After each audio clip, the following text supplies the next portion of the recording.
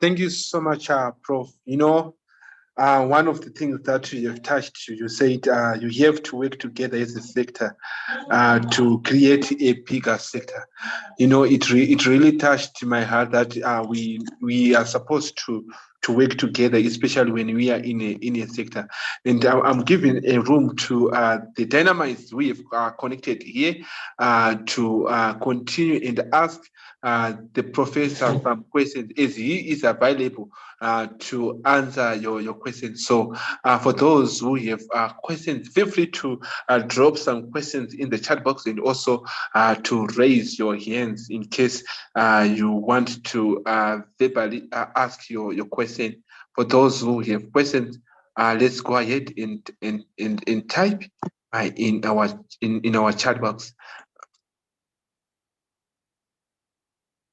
I'm giving you 1 minute and few seconds to check if we still have some people in the chat room that have some questions. I see Nkwaki said, thank you so much, Prof. It was a very insightful session. So which means, Prof, people, they have really enjoyed your session and they're in agreement. Their minds have been activated and they've been exposed to certain information. I see there is a comment that is coming from Luke and said this needs to be taught at different.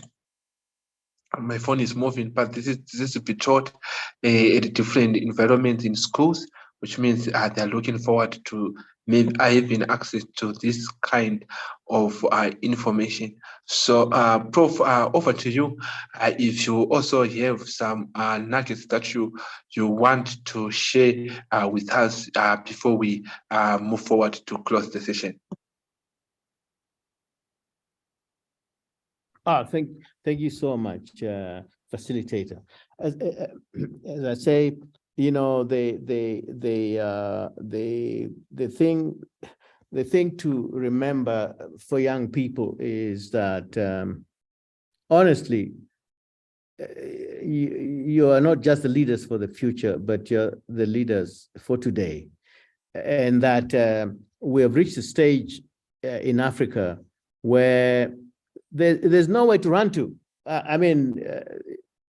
If you're used to running to South Africa, very soon it won't be possible to go there. If you're used to running to Europe, the whole world is becoming pretty difficult, because in many different ways, societies have not understood that structural transformation of economies affects society. And if we don't become inclusive enough so that whether it's rural or urban, we are all focused on the same thing. So let me just tell you that don't be afraid to go in the primary industries, but when you go farming, don't just go farming.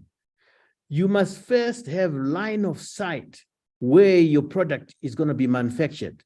You must already know the different varieties of products that your product is going to go into. Today, my country, Zimbabwe, we produce maize, but only for 2 products: maize meal to eat, and then animal feed so that we can eat the animal afterwards.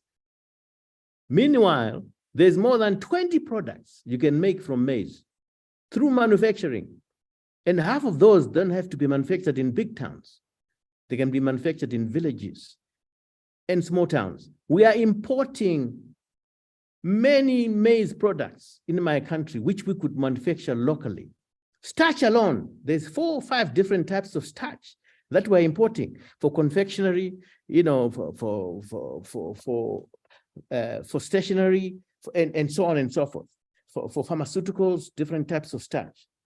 If we produce maize, the young people should say, whoever produces maize, we aggregate it, we put it together, we start manufacturing these different products within 20-25 kilometers of where you're producing it. Same applies to soybean, same applies to the animals that you're keeping, same applies to your herbs. They have to be manufactured locally. At the end of it all, young people, I understand, We have to make agriculture and rural sector sexy. And I know most of young people, when we say it's sexy, it just means there's lots of money in it.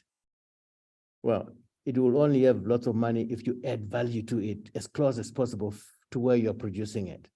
And I'm available on and offline to continue these conversations with any of the youth in all the sectors that we talked about. Thank you.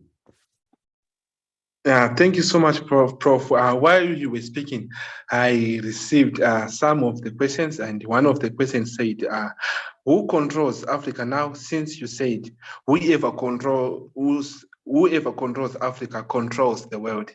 That's the first question. Yes, because